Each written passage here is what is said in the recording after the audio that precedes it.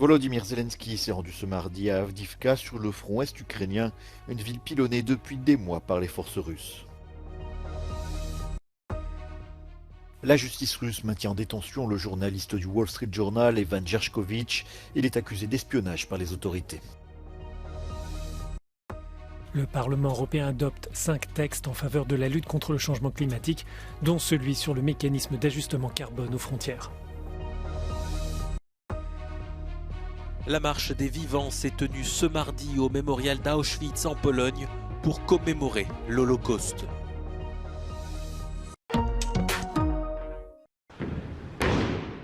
C'est l'un des points chauds du front Est en Ukraine. Le président ukrainien s'est rendu ce mardi dans la ville d'Avdiivka, située dans la région de Donetsk. Une visite surprise pour remonter le moral des troupes et distribuer des récompenses aux soldats après des mois de combats acharnés. Маю честь сьогодні бути тут, подякувати вам за вашу службу, за те, що бороните нашу землю, Україну, сім'ї наші. І хотів би також привітати вас з усіма святами, з Великоднем, побажати вам тільки перемоги, того, що бажаю кожному українцю і те, що дійсно дуже так важливо нам всім. Sans casque ni gilet pare-balles, Volodymyr Zelensky a déambulé dans les rues de la ville qui comptait avant le début de la guerre plus de 30 000 habitants. Avdiivka est pilonnée depuis des mois par l'armée russe qui voudrait la conquérir pour renforcer ses positions dans le Donbass. Quelques heures plus tôt, le Kremlin révélait que Vladimir Poutine s'était lui rendu dans les régions contrôlées par l'armée russe de Kherson et Louhansk. Le Kremlin diffuse ces images d'une visite surprise de Vladimir Poutine dans les régions de Lugansk, Zaporijjia et Kherson, à l'est de la ville du même nom, d'où les Russes se sont retirés en novembre dernier. Selon les autorités russes, Vladimir Poutine s'est rendu sur place à l'occasion de la Pâque orthodoxe. C'est la deuxième visite de Poutine dans les régions occupées en l'espace d'un mois. La zone sur la rive orientale du Dniepr, entre Kherson et Zaporijjia, est évoquée par les observateurs comme le possible objectif de la contre-offensive de printemps de l'armée ukrainienne. Мне важно услышать ваше мнение о том, как складывается обстановка, послушать вас, обменяться информацией. La présidence ukrainienne décrit la visite de Poutine comme une tournée spéciale de l'auteur des meurtres de masse dans les territoires occupés.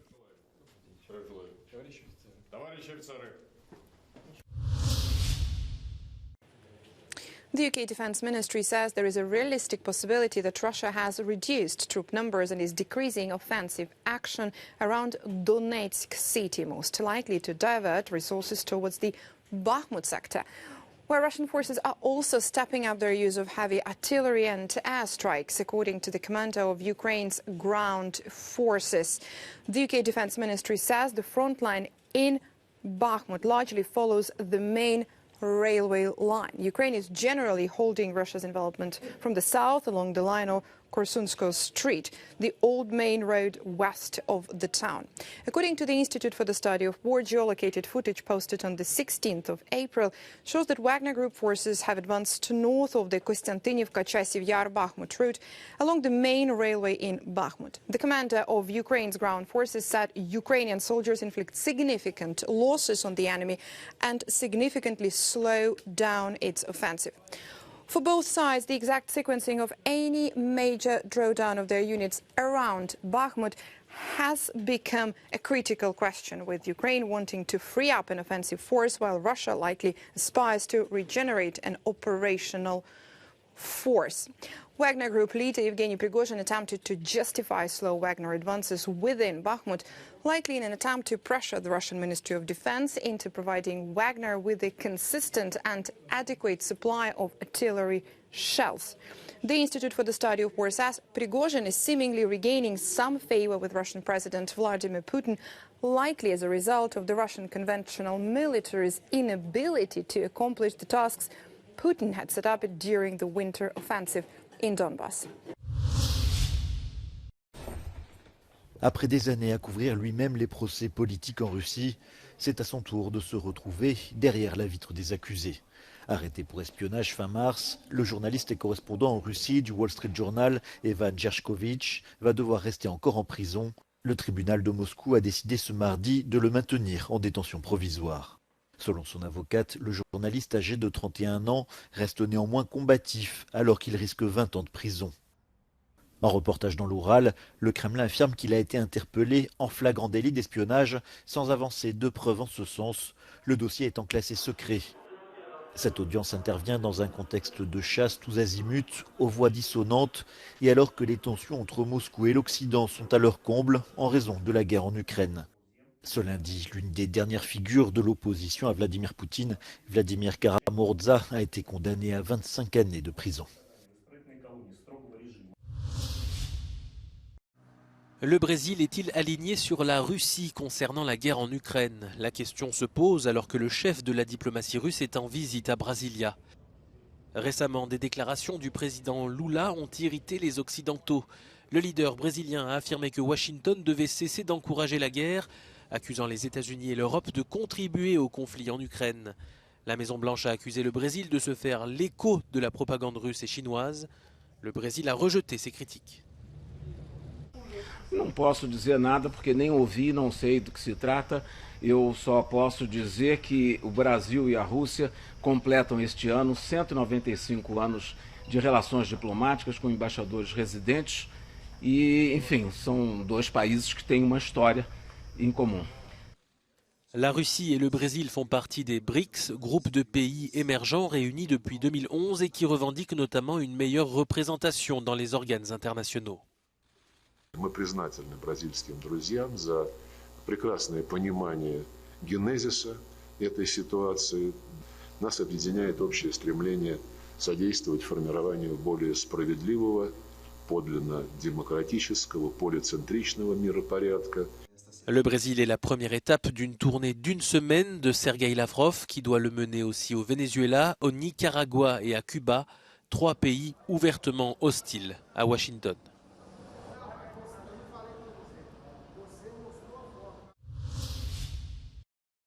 Les autorités tunisiennes ont fermé ce mardi les bureaux du parti islamo-conservateur Ennahda, une mesure prise au lendemain de l'arrestation du chef du mouvement Rachid Ghannouchi à son domicile à Tunis. L'Union européenne a fait part de sa préoccupation, soulignant que le pluralisme politique était un principe fondamental, tout comme le respect des droits de la défense. Depuis début février, les autorités ont incarcéré plus de 20 opposants et personnalités publiques. Sous l'impulsion du président Kaïs Saïed, la Tunisie a basculé vers un régime ultra-présidentialiste où le pouvoir du Parlement est quasi inexistant.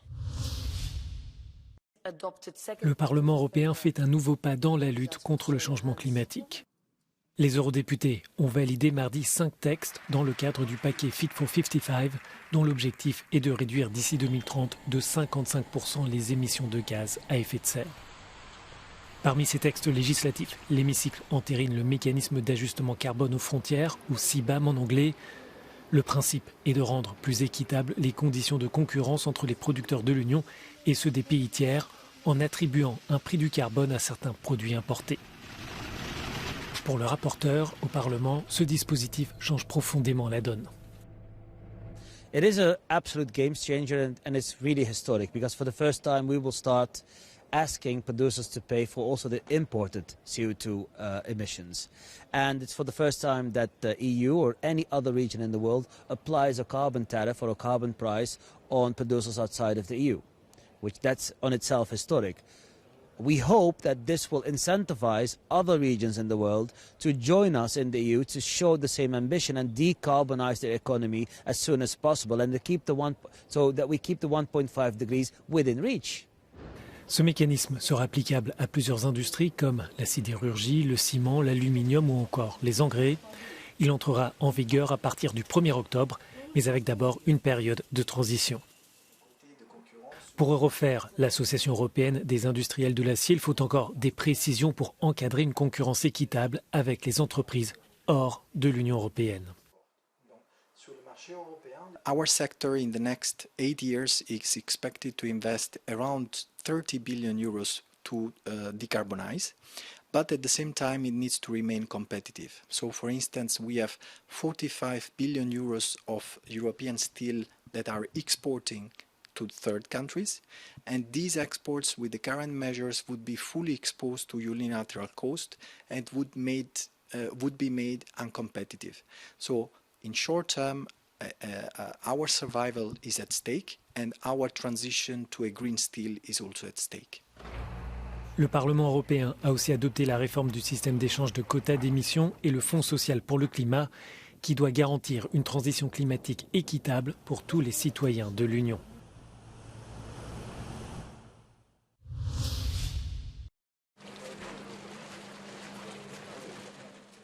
En Pologne, des milliers de personnes ont participé ce mardi à la marche des vivants dans ce qui reste du camp d'extermination d'Auschwitz, devenu un mémorial. Parmi les personnes ayant pris part à l'événement, une cinquantaine de rescapés du camp de la mort, commémorant le 80e anniversaire du soulèvement du ghetto de Varsovie, mais aussi le 75e anniversaire de la création de l'État d'Israël, où la population s'est figée ce mardi au moment où les sirènes ont retenti dans le pays, en hommage aux 6 millions de juifs tués par le régime nazi pendant la Seconde Guerre mondiale. Une journée marquée également par une cérémonie solennelle en présence du président israélien Isaac Herzog et du Premier ministre Benjamin Netanyahou au mémorial de l'Holocauste à Yad Vashem à Jérusalem.